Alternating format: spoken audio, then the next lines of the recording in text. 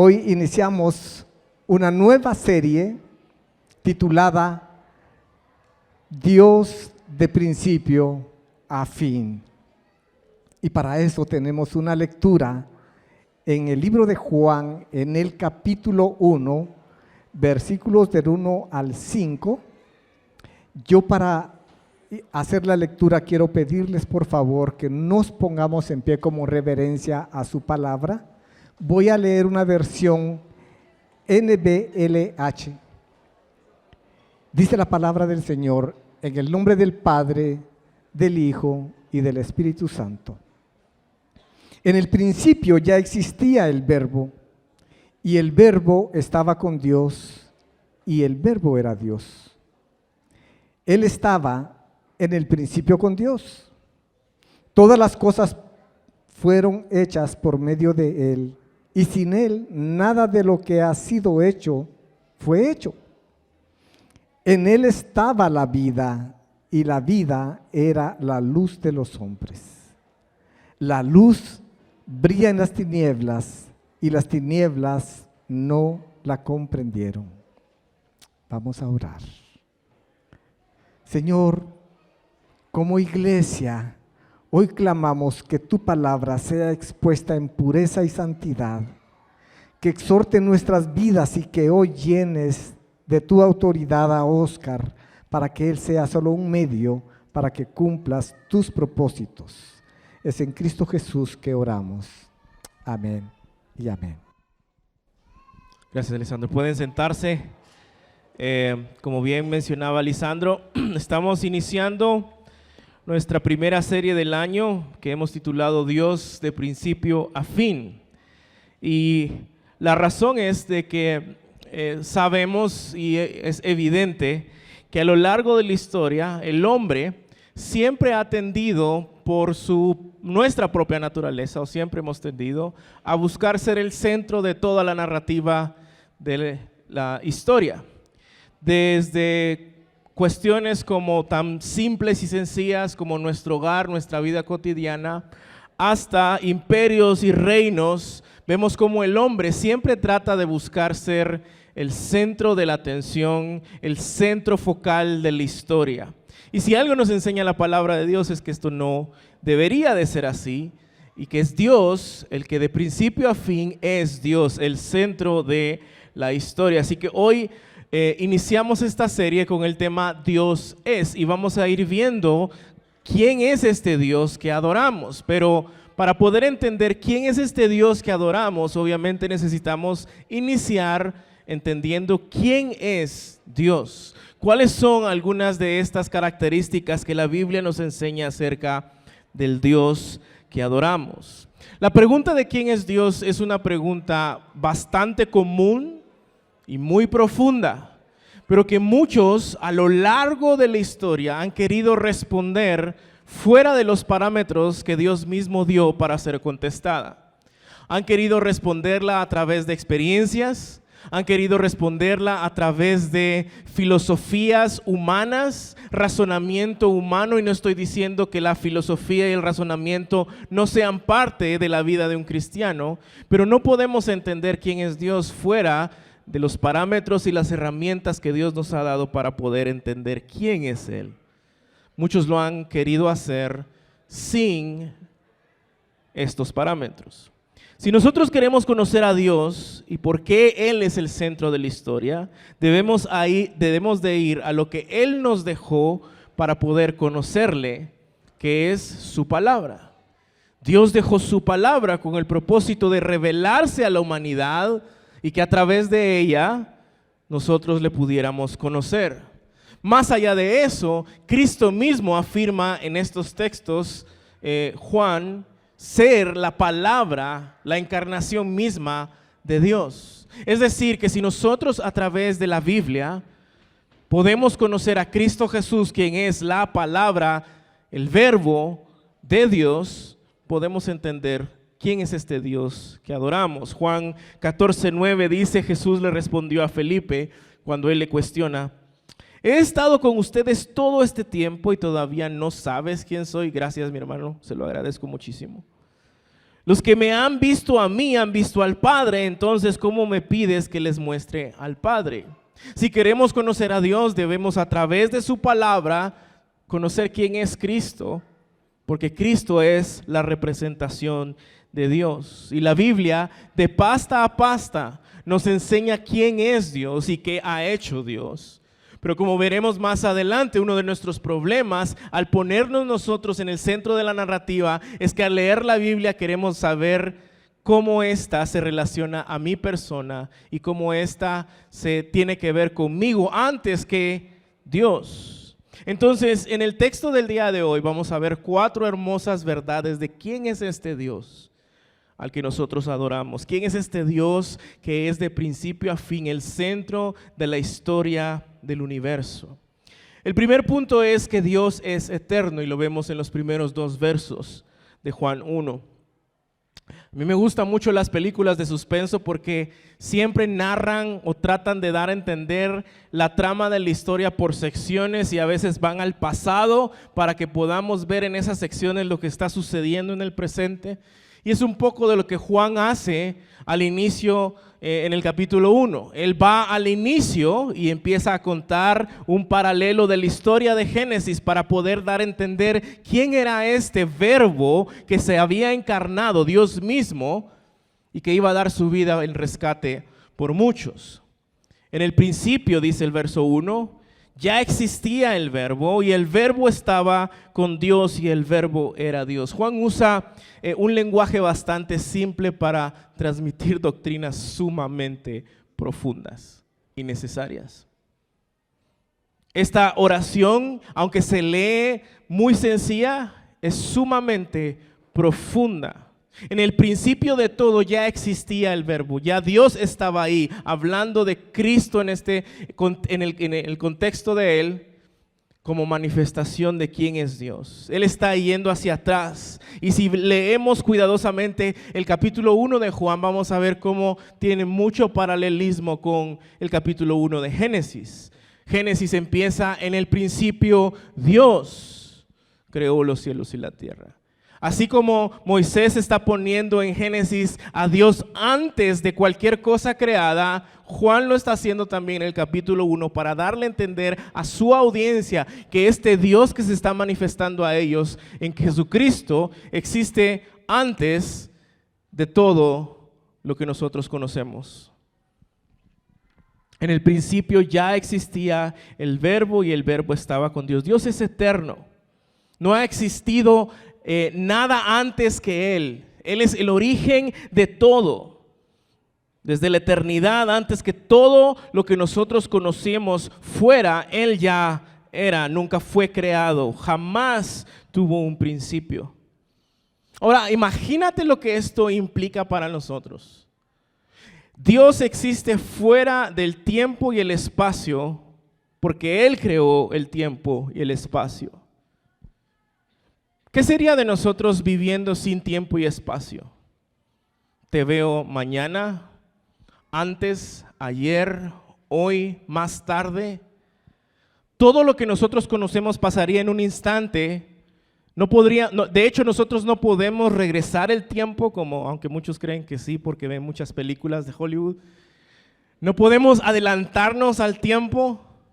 No podemos crear realidades paralelas.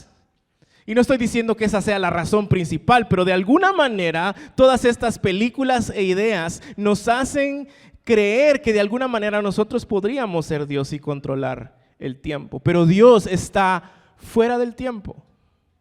Para Él no hay un antes y un después. Él está en nuestro futuro, Él está en nuestro pasado, Él está en nuestro presente, Él está fuera del tiempo. Él es eterno. Y ese Dios que sostiene en su mano el tiempo, que no es afectado por nuestro concepto de tiempo y espacio, es el que te dice, yo te sostengo, yo soy tu refugio, yo soy tu fortaleza, yo soy tu provisión, yo soy el que te guarda. ¿Qué implicaciones tiene para ti hoy entender que este Dios que tú y yo adoramos es eterno y no es afectado por tiempo y espacio. ¿Cuántas veces nosotros nos levantamos de mañana o no podemos dormir en la noche preocupados por qué va a pasar mañana? ¿Cuántos de nosotros estamos cargados por lo que pasó o lo que hicimos? Tratando de buscar maneras de cómo resolver, de cómo lidiar con esto, sin muchas veces detenernos a pensar que es en Dios quien encontramos la solución, porque Dios está fuera del tiempo y el espacio. Por otro lado, medita en el hecho de que si tú estás en Cristo, la palabra de Dios afirma que Él te escogió a ti antes de crear el tiempo y el espacio. Ese es el Dios que adoramos, ese es el Dios de la Biblia. Un Dios que, a pesar de ser este Dios que está fuera de tiempo y espacio, creador de todo lo que existe, que no se ha afectado por lo que pasa en este mundo, te escoge a ti y a mí antes de la fundación del mundo para su gloria. No es un Dios indiferente que agarró a Oscar con una onda y lo tiró, bueno, pues a ver dónde caes y ahí mira qué haces. Es un Dios involucrado en nuestra vida, que una y otra vez en el texto bíblico recordamos cómo nos ama, cómo nos cuida, cómo nos sostiene, a pesar de que nosotros somos los que queremos estar en el centro. Nosotros somos los que queremos ser Dios, como Adán y Eva decidieron que ellos querían serlo, ¿no? Nosotros somos mejores dioses, creo yo, y vamos a tomar nuestra propia decisión. Por otra parte, ¿cómo esto afecta el hecho de que tú quieras tener siempre el control de todas las cosas? ¿Acaso no es irónico el pensar que Oscar, una diminuta molécula en la línea de tiempo de la creación del universo, puede de alguna manera controlar lo que va a pasar mañana y tener el control de todo lo que sucede a mi alrededor? ¿Acaso no suena eso irónico? ¿Acaso no suena eso soberbio? Creer que incluso de alguna manera, con oraciones sublimes y con palabras rebuscadas, nosotros podemos torcerle el brazo a Dios para que Él haga lo que nosotros queremos que suceda. La verdad es que ni tú ni yo podemos controlar absolutamente nada, pero el Dios que adoramos está en control de absolutamente todo. En el principio ya existía el verbo antes de todo lo creado, y el verbo en el tiempo de Juan, esta era una palabra, el logos en griego, muy común para ellos. Porque habían debates públicos, filosóficos acerca del logos, acerca del verbo. Incluso habían grupos de gente herética que iban en contra de la enseñanza del cristianismo, que hablaban del verbo, del logos. Pero aunque suena igual el vocablo, no está hablando de esa enseñanza, de esa filosofía. Lo que está haciendo Juan es hablar de el logos, el verdadero verbo. Y esta doctrina de Juan deriva de lo que nosotros encontramos a lo largo de toda la Escritura. Salmos 33:6, por la palabra, por el logos, por el verbo de Jehová fueron hechos los cielos y la tierra. Proverbios 8:27 al 30, cuando formaba los cielos, ahí estaba yo. Cuando trazaba el círculo sobre la faz del abismo, cuando afirmaba los cielos arriba, cuando afirmaba las fuentes del abismo, cuando ponía el mar su estatuto, para que las aguas no traspasen su mandamiento, cuando las establecía con fundamento en la tierra, cuando él estaba yo ordenando todo, y era su delicia en día a día, teniendo solas delante de él en todo tiempo. Él ya existía antes de crear todo. El verbo que Juan está empleando acá también lo encontramos en el Nuevo Testamento. Más adelante, en el mismo capítulo 1, en verso 14, dice: el verbo se hizo carne y habitó entre nosotros, y vimos su gloria, gloria como el unigénito del Padre, lleno de gracia y de verdad. Apocalipsis 19:3 lleva puesta una túnica hablando de cuando Él vuelva en juicio, bañada de sangre, y su título es la palabra, el verbo, el logos de Dios. Cristo es el verbo de Dios en ambos sentidos, dice William Hendrickson. Expresa o refleja la mente de Dios y también revela lo que Dios es al hombre. Si nosotros queremos conocer quién es este Dios eterno, debemos conocer quién es Jesucristo, que es el verbo, el logos de Dios. Cristo una y otra vez dice: yo soy el camino y la verdad. Él es la representación de este Dios eterno, del Dios encarnado que existía antes de todo. Porque el Dios que adoramos es eterno. Y punto número 2, también es un Dios trino. Vean el verso de nuevo. Y el verbo estaba con Dios, hay una diferenciación. Y el verbo era Dios, hay una unidad. Y a pesar de que hasta más adelante menciona al Espíritu Santo, sabemos que toda la Biblia habla de un Dios trino. Versos 1 y verso 2. Todo el ser humano, sea en Guatemala, en El Salvador, en Nicaragua, en México, en China, en Estados Unidos, en donde sea, todo ser humano en lo más profundo de su corazón tiene anhelos fuertes. Anhelos de amistad sincera, de amor desinteresado, de justicia perfecta, de fidelidad, de unidad, de lealtad, de paz, de armonía, de amistad. Todo ser humano lo tiene y de alguna manera estos eventos trágicos con los que hemos empezado el año como que reflejan todos estos deseos que todo ser humano tiene. Y la pregunta es, ¿por qué? ¿Por qué es que todo ser humano, esté en Guatemala o esté en China, tienen esos deseos? Y la respuesta es porque todo ser humano es creado a la imagen y semejanza del Dios Trino, quien es la fuente de justicia perfecta, amor perfecto, lealtad perfecta, fidelidad perfecta, amistad perfecta, comunión perfecta, paz perfecta, justicia perfecta. El hecho de que todo ser humano sea creado a imagen y semejanza de este Dios Trino se ve demostrado en el hecho de que todo ser humano anhela esas cosas que puede encontrar perfectamente, únicamente en el Dios Trino. Estos anhelos en nosotros son por diseño. Mark Driscoll dice: tristemente, estos anhelos de nuestro corazón pecaminoso se vuelven en contra de sí mismos. Y en lugar de encontrar su satisfacción en Dios, se convierten en pozos sin fondo de deseos egoístas que nunca podrán ser satisfechos. Lo que Mark Driscoll, bueno, de hecho lo que la Biblia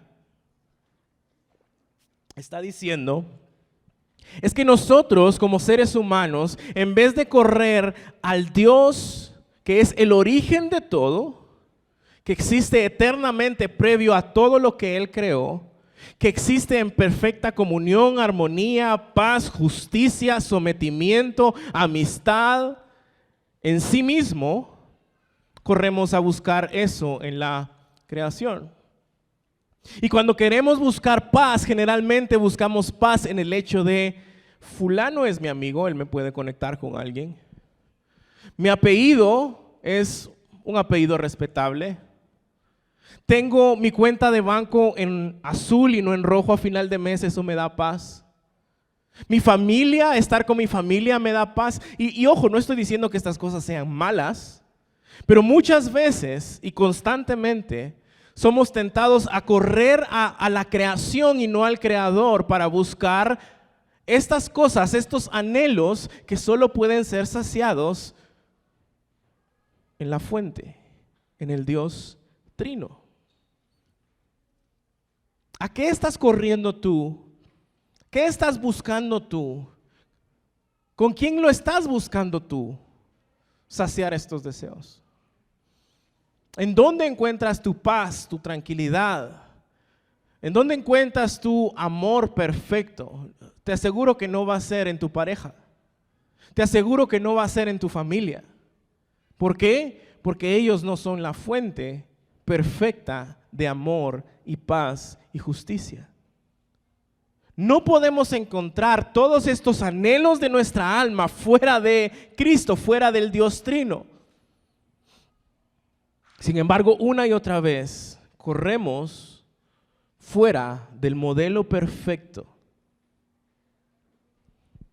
Al ser creados a su imagen, todo ser humano tiene estos deseos profundos, pero terminamos buscando satisfacerlos fuera de Él, la única fuente que puede saciarlos, fuera del Dios Trino. Ahora, ¿qué es la Trinidad? Y seguramente no es una pregunta fácil, seguramente no es sencillo.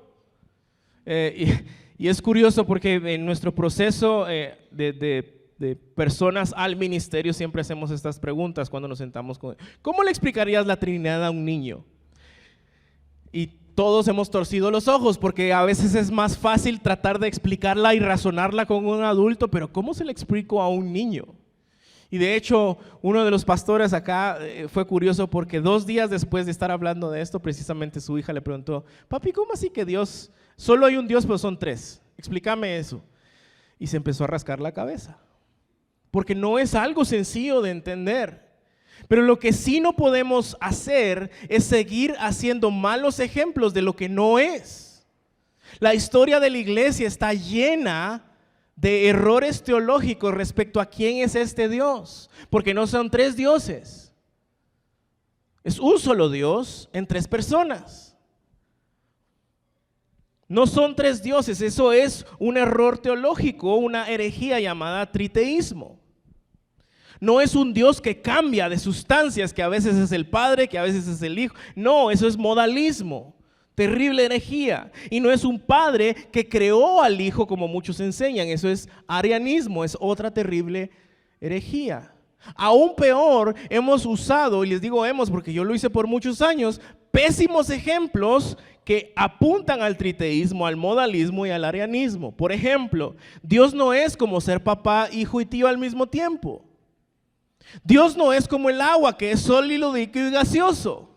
Dios no es como la hoja de trébol, que es una hoja pero tiene 3 hojitas. No, Dios no es como el huevo, que es una yema, la clara y la cáscara. No, son pésimos ejemplos de qué es la Trinidad que apuntan a estas herejías. Y lo que sí es verdad, y en donde podemos ser honestos, es que esta es un hermoso ejemplo del misterio de nuestra fe, como le llama el apóstol Pablo.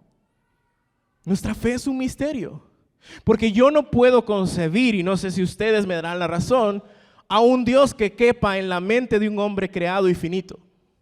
A un Dios que está fuera del tiempo, que está fuera del espacio, que creó todo lo que existe con una palabra y que quepa aquí en esta mente, que le cuesta entender muchas cosas.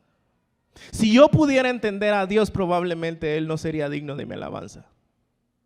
Pero nos da vergüenza por querer estar en el centro y querer aparentar que lo sabemos todo, especialmente con nuestros chiquitos, decir, es un misterio, papá. Puedo darte algunos ejemplos y algunas ideas, pero esto lo creemos por fe, porque está en su palabra. ¿Cómo podemos definir bíblicamente a la Trinidad? Teólogos, historiadores, profesores han hecho consensos de esto y la respuesta sería: un solo Dios que existe eternamente como 3 personas distintas, Padre, Hijo y Espíritu Santo, quienes son cada una de ellas completa, plena y genuinamente, eternamente, igualmente Dios, en relación eterna entre sí. Un Dios en 3 personas. Cada una de esas 3 personas es completamente Dios, pero solo hay un Dios. Es un misterio de nuestra fe. Y probablemente lo vamos a entender hasta que lleguemos a su presencia. Pero no querramos nosotros ser tan egoístas y egocéntricos de decir, si yo no comprendo totalmente a Dios, no voy a creer en Él. Eres creación. Eres la mitad de un cuarto de una molécula en la historia de la línea de tiempo de la creación de este Dios que está fuera del tiempo y del espacio, y que el universo es el estrado de sus pies, y que con una palabra creó todo lo que existe. ¿Te das cuenta cómo muchas veces el ser humano se quiere poner en el lugar de Dios y demandar a Dios que le dé pruebas a Él para que Él pueda creer en Él? Dios en tres personas, hay una distinción, y negar esa distinción sería el modalismo. Por eso el texto dice: el verbo estaba con Dios. Cada persona es completa e igualmente Dios, hay una deidad, ¿sí? Negarlo sería arianismo. Muchos enseñan que Jesús fue Jesús hasta que nació. Jesús inició como un bebé, y esto es una terrible herejía. Muchos enseñan que Jesús fue Dios hasta que resucitó. Jesús es y ha sido, siempre será Dios. Solo existe un Dios, hay unidad. Negarlo sería el triteísmo. Entonces, un Dios en tres personas, cada persona completa igualmente Dios. Esa es la respuesta. Y si nuestros hijos, incluso si nosotros no lo entendemos, gloria a Dios. Es un misterio de nuestra fe. No querramos meter a este Dios eterno en esta mente finita, falible, que está caída por el pecado, viviendo en un mundo de pecado. Esto no quiere decir que la fe sea sin razón. Dios nos libre de eso. Hay razón, pero hay misterios que solo Dios en su momento, en su presencia, nos los revelará. Y el verso 2 es una afirmación de esto. Él estaba en el principio con Dios, hablando de Jesús. Personas distintas, un solo Dios. Afirma otra vez la personalidad y deidad de Cristo. Entonces, Dios es el Dios que adoramos, es eterno, es trino, es la fuente de todo anhelo del ser humano y es creador. Punto número 3, en el verso 3. Todas las cosas fueron hechas por medio de Él, y sin Él nada de lo que ha sido hecho fue hecho. La creación es un regalo de Dios para la humanidad. No solo para sus hijos, para la humanidad. Para que nosotros podamos ejercer mayordomía sobre ella, no para que la adoremos, sino que para que la sometamos y trabajemos y produzcamos para que le dé gloria a Él. Él es quien creó todo lo que vemos, lo visible y lo invisible. Él es creador, no es creación, Él es el origen. Y hay algunas consecuencias, algunas aplicaciones de esto.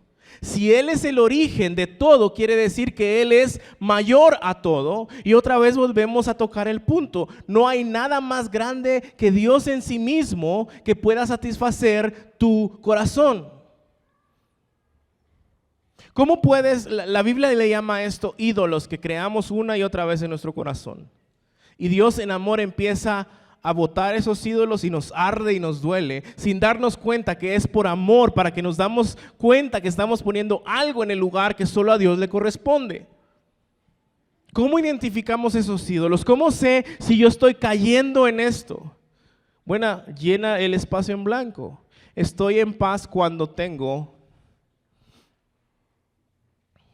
Me siento estresado, me siento mal cuando no tengo el control. Tú no puedes tener el control. Paz. Tú en sí mismo no puedes producir paz. Compañía. Puedes estar solo, pero Dios está contigo. Uno de las cosas con las que yo más he luchado al inicio era el ministerio. Si yo no tengo, si yo no soy, no valgo. Creamos ídolos de las cosas buenas que Dios nos ha dado. Tu familia, tu esposo, tu pareja, no sé. Voy a estar bien si tengo y voy a estar mal si no tengo. Son ídolos que en su misericordia Dios nos enseña y nos muestra para que los botemos, no que los omitamos, pero que los botemos de ahí, del lugar, del trono en donde están en nuestro corazón. Él es mayor a todo. Y por ende, número 2, Él es quien define el propósito de todo. El diseñador, el creador define el propósito de su creación, de su diseño. Pero no, ahí viene el hombre diciendo, pues Dios dice que la familia es esto, pero realmente yo pienso que... Y el hombre otra vez quiere redefinir lo que Dios ya definió en la palabra. Pues Dios dice en la Biblia que solo hay hombre y mujer, pero yo creo... Otra vez el hombre queriendo tomar el lugar de Dios y jugando a ser Dios, redefiniendo el propósito que Dios ya puso, que ya definió. La iglesia. Pues yo creo que la iglesia debería de funcionar. Dios ya definió el propósito de su iglesia, la misión de su iglesia, los métodos de su iglesia, los roles y funciones de su iglesia. ¿Y sabes cómo se define el propósito de toda la creación? La gloria de su nombre. Porque aún en eso, en comentarios tal vez no malintencionados, y no me lo tomen a mal, pero entiendan el razonamiento detrás de esto. Como de repente hay los atardeceres de noviembre, ¿no? Y te tomamos la foto y a veces hasta nos toman la foto y ahí todos coquetos para el Facebook y ponemos el atardecer que Dios me regaló. Dios no te lo regaló a ti. Tú no eres el centro de la historia. En su gracia nos permite disfrutarlo, pero esto es, dice la Biblia, para la alabanza de la gloria de su nombre. Es que Dios estaba solo y necesitaba a quien le adorara. Y por eso creó. Dios no necesita nada de ti ni de mí. Dios es autosuficiente en sí mismo. Hay perfecta comunión, sometimiento, amistad, amor, justicia, paz en el Dios Trino. Él no necesita a nadie, pero en su gracia, antes de la fundación y la creación de todo lo que existe, Él decidió amarte en Cristo Jesús. ¿Acaso no son razones para doblar nuestras rodillas y decirle gracias? ¿Acaso no son razones para levantar nuestras manos y reconocer que Él es el único y verdadero Dios? ¿Y cuántas veces yo me he querido poner en su lugar y redefinir propósitos y creer que yo soy el centro del universo? Escucha esto con todo amor, bíblicamente, pastoralmente, y entiende cómo lo estoy diciendo. Dios no te creó a ti para que tú hagas tu mejor vida y tus mejores sueños. Dios te creó a ti para su gloria y te dio dones y te dio habilidades que debemos usar para su gloria. Esto no quiere decir que todos deberían de estar trabajando en la iglesia, no, pero ahí donde estás, ahí donde te puso, con los dones que te ha dado, es para su gloria, para que el mundo conozca lo que Él ha hecho de un Oscar, inmerecedor, pecador, incapaz. Pero nosotros le hemos dado vuelta a todo esto y nos hemos puesto en el centro. Y esto va junto de malas enseñanzas por muchos años. Al final del primer servicio me decía alguien, entendí cómo no es de que Dios no me da más de lo que puedo soportar, el famoso verso, a Dios no te va a dar más de lo que puedas. Eso no tiene nada que ver contigo. Tú no puedes soportar nada. Porque otra vez es, Dios me dio algo más fuerte a mí y a vos algo menos fuerte porque vos no podés soportar lo que yo aguanto. Y otra vez me vuelvo a ser yo el centro de la historia. Cabal, estábamos en el chat de la oficina hablando de esto y un mensaje que enviaron hoy en la mañana, déjenme ver si lo encuentro, decía lo siguiente: buenos días. Que Dios te haga tan fuerte que nadie puede herirte, que te haga tan grande que todos quieran alcanzarte y tan humilde que todos quieran imitarte. Y a esto, si lo ponen en Facebook, amén, amén, gloria a Dios, sí, yo lo confieso. ¿A qué punto de arrogancia hemos llegado como hijos de Dios a creer que somos fuertes, grandes y que esa es la muestra de humildad? ¿A qué punto hemos llegado de creer que cuando oramos decimos, bueno, ahora que yo ya no puedo, le entrego el control a Dios. Nunca has podido. Tú y yo somos grandes inútiles que no seríamos nada sin la gracia de nuestro Señor Jesús. Tú no le puedes entregar el control al que siempre ha tenido el control, pero hasta en nuestras oraciones, aunque no es intencional, pero por ser mal enseñados, nos hemos puesto en el centro. Señor, te entrego el control. Y Dios arriba de estar, ay papito, ¿cuándo lo tuviste? Él es Él es mayor a todo, por ende es la fuente de todo. Él es quien define el propósito. Pero también, y esto es muy importante, cuando no entendemos que Él es el creador, fácilmente nos ponemos en el centro de la historia, al punto de creer en cuestiones gnósticas. Por ejemplo, el arte es del diablo. La música es del diablo. El arbolito es del diablo. En mis tiempos el cine es del diablo, los DVDs eran del diablo, la ropa negra, algo le pertenecía al diablo. El diablo no es dueño de nada. El diablo, el enemigo de nuestra alma, escucha esto, es creación. Está sometido al creador. No hay nada que el diablo pueda hacer que no esté en la voluntad, en el control y en la soberanía del Dios que adoramos. ¿No te da paz eso? ¿No te da paz cuando no entiendes qué está pasando, cuando te preguntas e incluso acusas a Dios? Es decir, ¿por qué? ¿Por qué está pasando esto? Es increíble leer todo lo que pasó con Job, pero leer el inicio de Job. ¿Cómo el enemigo de su alma pide permiso y es autorizado? Y cómo leer al final de la historia de José, después que lo vendieron y que abusaron de él y todo, como todo lo que el diablo quiso para mal, tú lo transformaste para bien. Él es mayor a todo, Él define propósitos de todo. Y cuidado con el gnosticismo, todo le pertenece a Dios. Y en este contexto no estoy hablando de su uso ni de nuestros propios propósitos, estoy hablando de creación. No hay nada que sea del diablo. Todo le pertenece a nuestro Dios.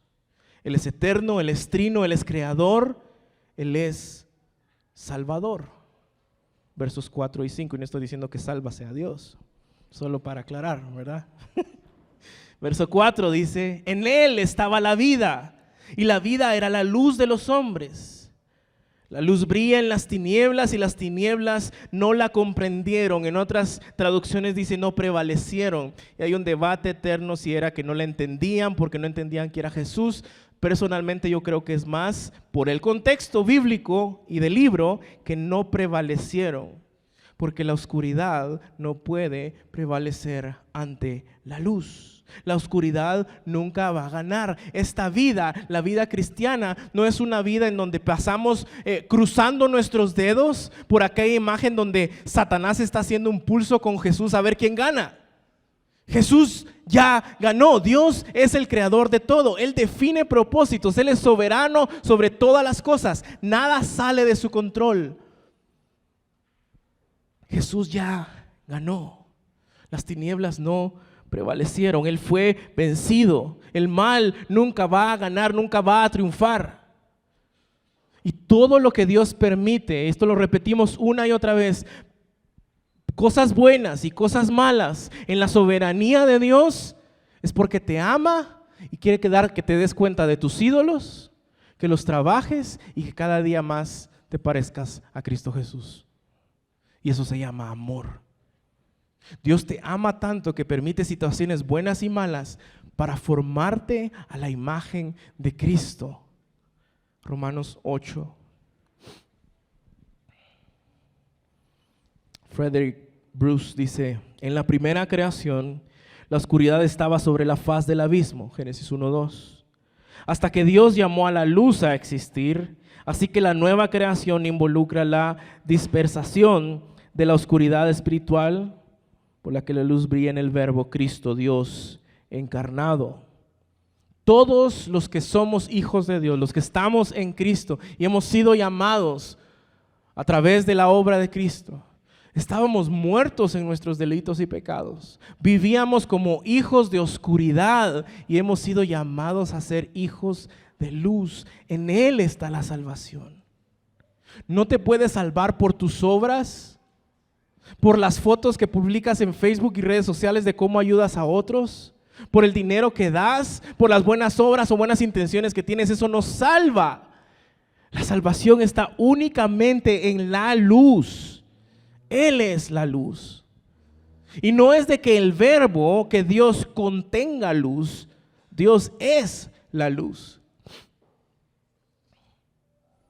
Y esto otra vez nos llama a meditar en el diseño del hombre. ¿Se han preguntado por qué estudios han confirmado, y lo podemos ver en nosotros y en nuestros chiquitos, uno de los más grandes temores del hombre es la oscuridad? Es por diseño. Porque tenemos el imago de y la imagen de Dios en nosotros. Nuestra necesidad más grande es su luz en medio de nuestras tinieblas. Sin Dios, sin la obra perfecta y poderosa del Espíritu Santo, por los méritos de Cristo estamos muertos en nuestra oscuridad. No puedo enumerar la cantidad de veces que yo me he puesto en el centro de la historia, que yo he sido un egoísta. Pero déjenme darle algunos ejemplos con los cuales yo he luchado, seguiré luchando, para que ustedes se hagan un examen de cómo está nuestro egoísmo. Desde creer que toda la narrativa bíblica se trata de mí, apunta a mí, porque yo soy David y mis problemas son Goliat. Cuando nosotros realmente en el contexto bíblico somos el pueblo temeroso de Israel que necesitaba un Salvador que venciera a nuestro mayor enemigo, la muerte y el pecado. Porque todo apunta a Cristo, no a nosotros. Desde estos mensajes de que yo soy el fuerte, yo soy el grande. Tal vez crees que todo el mundo debería respetarte por quien tú eres y demandas respeto una y otra vez en tu trabajo, en tu familia, con frases: ¿ustedes saben quién soy yo? Y Dios arriba se ha de estar riendo y en amor mostrándote que sin Él no somos nada. Creyendo que todos deberían darte prioridad a ti y que todos los planes y cosas que suceden en tu vida deberían consultarte a ti primero antes para ver si suceden o no. Hemos llegado al punto de tener parejas, especialmente mujeres, que dicen: no voy a tener hijos porque eso arruina mi figura. No voy a tener hijos porque eso va a desgastar nuestros planes a futuro. Hemos llegado al punto de ver a esta, iba a pecar, pero el Señor me redargüyó. ¿Se imaginan al pastor pecando desde el púlpito? A esta señora, Michelle Williams, recibiendo su premio en los Globos de Oro, diciendo: este premio lo he obtenido gracias a que un día pude decidir asesinar a mi hijo y abortar. Por eso tuve una vida libre para alcanzar mis sueños. Yo.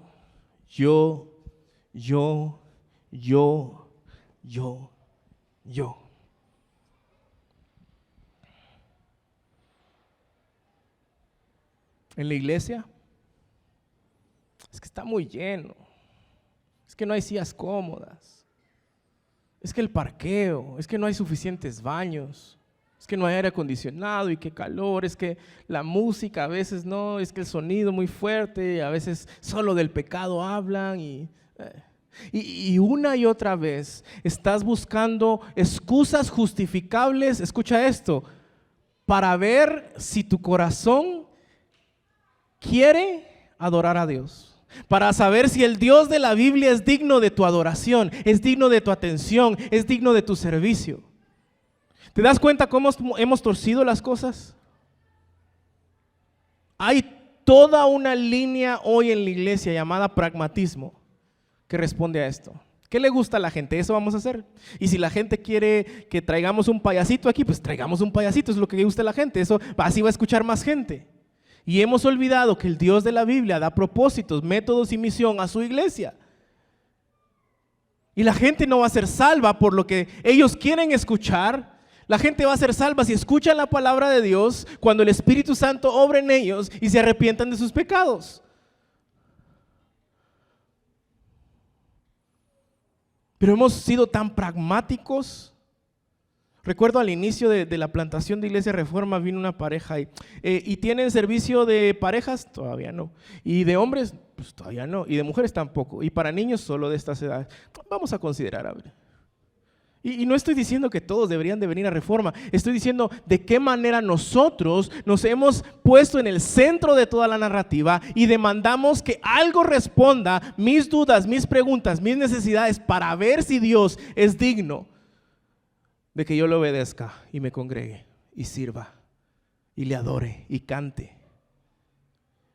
Y cuando estás cantando, el centro de todo eres Jesús desde el principio hasta el fin. Tú recibes la gloria, honor, el poder,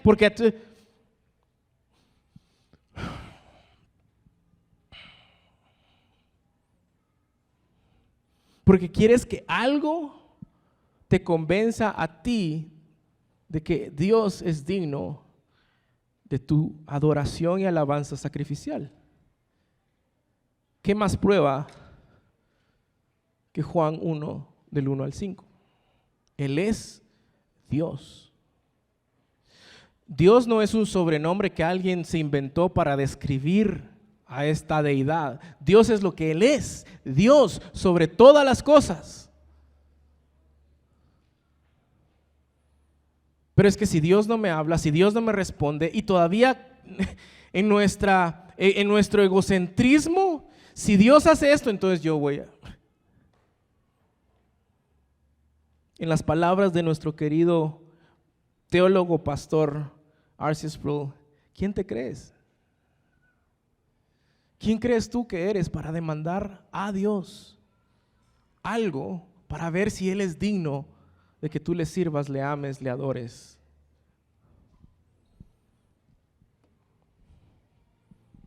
¿Siempre actúas a la defensiva en la mayoría de situaciones? A mí me pasa tanto eso y a cada rato tengo que pedirle perdón a mi esposa y arrepentirme de mi pecado. Mi amor, fíjate que esto que hiciste me dolió, y ya empiezo a torcer los ojos. Porque quiero justificarme. Porque quiero que yo sea el que tenga la razón. Porque quiero que todos me entiendan a mí. Porque todos me deben de respetar a mí. Todos me deben de rendir pleitesías a mí. Y cuidado, y salgo de aquí de la iglesia y alguien de ustedes no me saluda. Cuidado, porque todos me deben ese respeto a mí. ¿Le suena familiar? Odias que la gente tenga críticas o comentarios negativos de ti, siempre los justificas. ¿Te es cargoso colaborar con otros? ¿Prefieres estar solo? La Trinidad es el mayor ejemplo. No fuimos creados para estar solos, fuimos creados para estar en comunidad. Tal vez mientras escuchas esto estás pensando en alguien más y no en ti mismo. Lástima que Oscar no está escuchando esto, pues se la voy a pasar para que lo escuche. Esto se trata de ti, no de otra persona.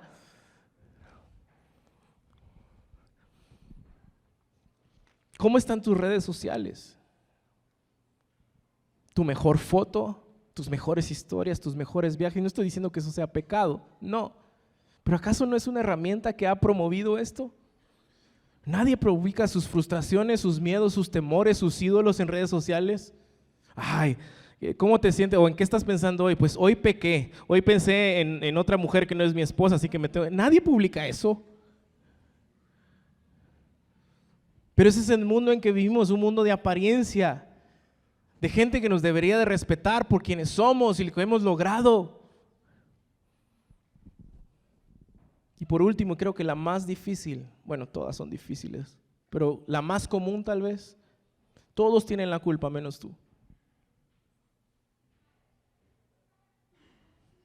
Cuando se trata de tus relaciones, siempre la culpa es del mundo, porque no entiende lo único y especial que tú eres.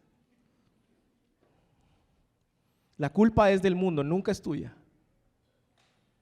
En tu trabajo siempre la culpa es de tus compañeros, de tus supervisores, del jefe, porque no te dan las cosas claras. Y sí, puede haber verdad en eso, pero otra vez siempre hay un patrón de la culpa es de alguien más, no es mía. En tu familia siempre la culpa es de tu cónyuge, de tus hijos que no te entienden. En mi caso, que llegas cansado, que quisieras de alguna manera llegar y colgar la gorra de pastor y decir voy a descansar. No, porque tienes que seguir pastoreando a tu familia, que es lo más importante.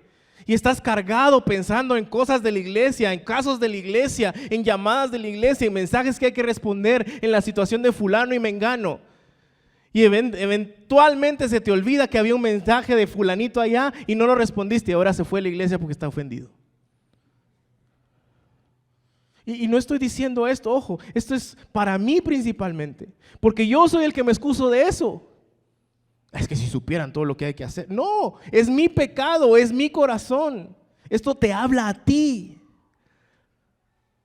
En tu familia, en el trabajo, en la relación, en la sociedad, todo es culpa de Jimmy.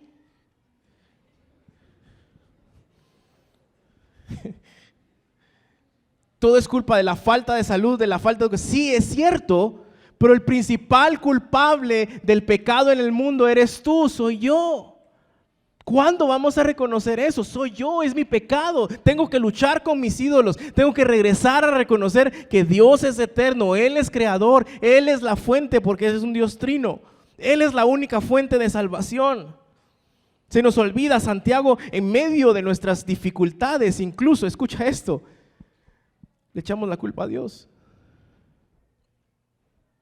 Yo lo he hecho. Es que si Dios me entendiera, ¿cómo no te va a entender si Él te hizo? ¿Cómo no va a estar en control si Él es creador? ¿Cómo no entender lo que necesitas si Él es la fuente? Él es Dios trino, perfecto. Y en medio de nuestras dificultades y de días malos y oscuros, culpamos a Dios. Si tú hubieras estado aquí, mi hermano no hubiera muerto. Si tú me pusieras atención, esto no hubiera pasado, sin entender que todo lo que pasa, todas las cosas ayudan a bien a los que aman a Dios. Esto es, a todos los que fueron llamados bajo un propósito. Y después, y ahí nos quedamos, pero sigue diciendo, ese propósito es que se parezcan al hermano mayor, a Cristo Jesús. Y nos peleamos con Dios. Santiago 1, 2 al 3, hermanos míos, tengan por sumo gozo, no solo por gozo, no dice, estén felices hombre, pongan bonita cara, tienen una mala semana, pero entren a la iglesia y por lo menos levanten sus manos. No, digan sumo gozo cuando halléis en diversas pruebas, sabiendo que la prueba de vuestra fe produce paciencia. Pero ¿acaso no es una excusa? Es que tuve una mala semana, hoy no quiero ni cantar, así que no me estén diciendo que levántela. A ver si Dios es digno de tu alabanza. A ver si la iglesia es digna de que yo le sirva. A ver si Dios es digno de que yo le obedezca y me congregue a pesar de que no hay aire acondicionado, de que hay gente parada ahí atrás, de que a veces los niños hacen bulla ahí arriba. Eso es lo hermoso de ser una familia. Eso es lo hermoso de estar en familia. ¿Acaso tú con tu familia y cuando están los niños dices, cállense porque aquí estoy yo? Pero lo queremos hacer en la iglesia. Esto es una familia, hay niños, hacen bulla, qué hermoso. Y todos estamos aquí con el propósito de obedecer y adorar al único que es digno, pero nos ponemos en el centro de la historia. ¿Ves lo arrogante que somos? ¿Ves lo arrogante que soy, que tú eres?